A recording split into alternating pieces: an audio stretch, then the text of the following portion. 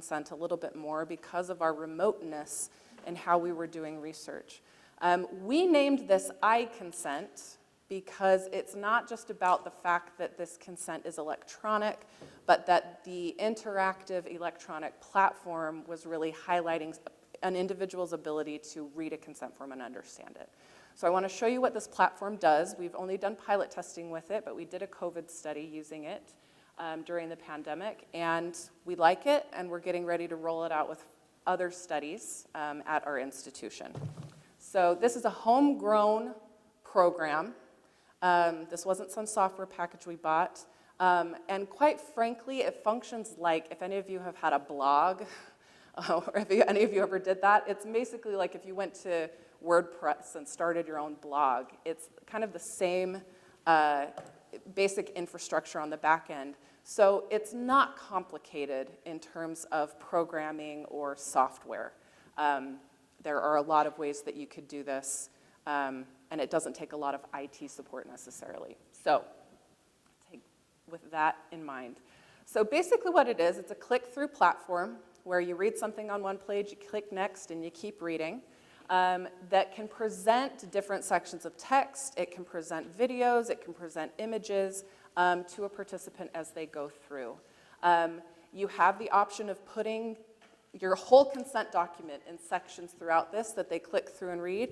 You also have the option of perhaps using I consent just to be your key summary, if that's what you wanted to do. That little introduction to the consent form, and then you gave them a full copy of the consent if you wanted them to.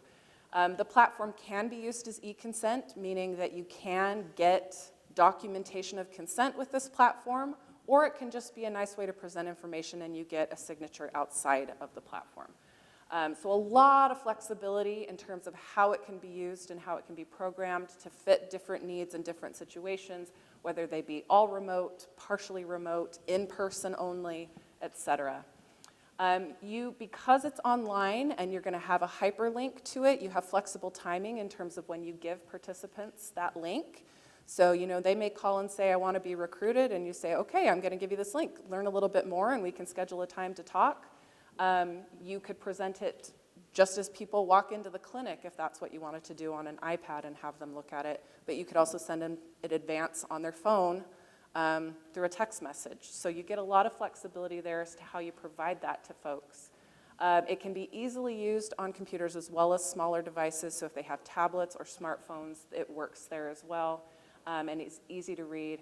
And then one of the other key components of this is that it has teach-back questions to create a learning environment for people that are going through the process. So after they've read a section about how the blood draws will happen, you can ask them questions. Hey, just want to follow up with you. Did you understand this thing about blood draws? And if they answer the question correctly, it goes, yay, good work, you got it.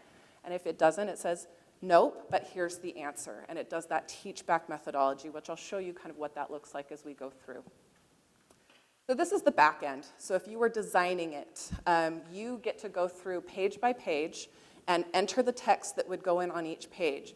And then if you want a question on that page as well, you can then say, I want to have a question, and put the question in, and put the answer in that goes along with it, so that you have a way for each page, however you want to do it, to have questions and answers as well, like a little quiz.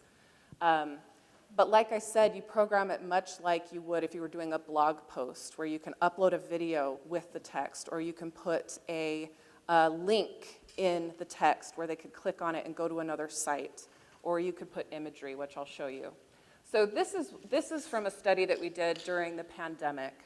You can see with the platform at the top, we did the whole consent form in this. So each page of this click-through is a page of the consent form, or of how we grouped it, because we were doing this entirely remote. We did not want to have in-person contact with people. But they could click through the pages. There's supposed to be a continue, there's the next in the back button up there. But the very first page, we put a video in that summarized the study. It doesn't require you to use a video if an investigative team does not have the option or the ability to create a video. They don't have to do that, but it allows for that to be put in there. So there was a video. You can see this is an example of the question and answer section. So on one of these pages, page 19, after they read something on that page, it asks them, Do I have to take part in the study? And if they say, yes, I have to, it says, oh, actually, no, you don't have to. Let us explain why, right? And so, again, it's helping them with that learning process. That could be another place where you kind of incorporate the idea of key information, where you ask them key questions about that key information of the things you think are most important for them to know. You can see here that we were able to use some visuals to help them with their sample collection. They were doing their own throat swabs. So part of the video was actually showing them how to do the throat swab so that they would get it right, and then how to store the throat swab. And so you can see here we included visuals to say every 2 to 4 days you're going to do a throat swab, you're going to put it in the fridge, and then we had more things that said someone's going to come and pick it up off your porch on this day. The couriers will pick up your self-collected throat swab every 2 to 4 days. Yes, correct, they will. So it, again, was helping to reinforce the procedures that we needed them to do. And again, because it was entirely remote, that became very important because we weren't having any in-person contact with them to be able to correct things as we went along. So this is basically what we do in terms of when it gets submitted to the IRB, they want to use I consent as part of their consent process. So the first thing that we have them do is they need to describe how they're going to use I consent. So for this study that I just showed you, they said we're going to have an entirely remote consent process. We'll talk to them by phone, but then we're going to send them a link to this, and then we're basically having electronic interactions with them from there on out. We had another study where they were having some in-person interactions, and they said, okay, we're going to send them the link before they come to clinic. They'll review it. Then we'll go over a paper consent form with them when they get to clinic. We'll sign and then move forward from there. So they just need to step-by-step describe that process for us. What's it going to look like? And again, it can be a number of different ways. They have a lot of different options. We obviously still need a written informed consent document. So if they're going to use I consent as the full consent document, while I don't need uploaded screenshots of every page, I still need to be able to see the text in order for the IRB to approve it. So I need to understand exactly what text you're going to be putting in there. But I don't require that we see it like I consent would present it. Obviously, when they give us a Word document or a PDF of the written text, we still stamp those in our system, though John would argue you shouldn't do that potentially. But we're not requiring a stamped version appear somehow in I consent. That's not a requirement, and we want the flexibility to be able to use I consent in a lot of ways. So basically what then happens is they have to use their reg binder or their study documentation as the way to document this version that got stamped by the IRB was in I consent on this date. So they're responsible for keeping track of versioning, and I trust them to do that, right? There's another element of trust there that I have to go with. So as long as they can keep versioning consistent, and they can say, yep, this is the IRB approved version that we have up and running on the platform, then we are good. So, as we have talked with investigators about potentially using this further, there are clearly some common benefits that I think we can see. Given the way we use technology these days and that we end up swiping on our phones all the time, this is a more natural way of gathering information and learning information for people in our community these days.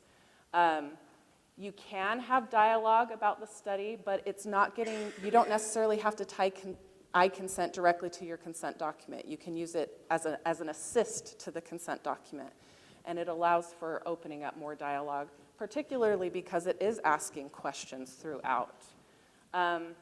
It gives another opportunity for people to interact with you in the study team. You can help it focus on key take-home messages if you want, either by the question and answer piece or by using it just for your key information summary. And it's digestible in terms of, again, how we are consuming media and information these days. It makes it flow a lot more with what we're, I think, all doing all day as we sit on our phones. So, let me just add one. Yes. And I think the thing that runs through both the earlier presentation and certainly this one is you don't have to do this alone. The HRPP, the IRB office does not have to do everything by itself. You can partner with academic units. You can partner with the graphics program, whoever does, communication for the institution. You can partner with any number of parts of your institution as well as folks outside of your institution to get this done. This is sort of, think of yourself as like a subcontractor building a house. You get the evacuation people, you get the plumbers, you get the electricians. You get what you find what you need, and they don't always have to be in your office. So ultimately, what John and I are hoping you will take from everything that we've said today is we have flexibility to do things in a lot of different ways. And freeing up time and effort by using that flexibility can lead us to being able to experiment when it comes to consent, right? The only way that we're going to be able to try new things is if we try new things. And again, the way that you would design something is going to be different than the way I design something, but neither of those are necessarily wrong. And so experimentation in this space and being okay with that, I think, is something that's important. But as John and I originally, like I said, were talking about this consent presentation, we were like, well, we need to take advantage of flexibility, but if we're not talking about how to do that, which is what our first presentation was, nobody's going to get to the real cool stuff, which is setting up cool informed consent processes. So it really comes down to finding ways that you can free up resources to try something new. And hopefully we've given you some ideas about how to do that. A few last things to think about in terms of how your HRPP can be involved. Perhaps you don't have the resources to sit down with a study team and design a consent form with them. But you might be able to consult them. You might be able to put a few templates together that then anybody can use. You might be able to have common institutional systems. Many of you might have access to REDCap or other things like that. REDCap can actually do a lot of what iConsent can do. You might end up having the resources to do some centralized consent form development, which could be a really great, thing to do. So you might also decide to focus on certain studies. Like, I'm not even going to touch industry with a 10-foot pole. Like, I don't want to have to negotiate iConsent with them. But,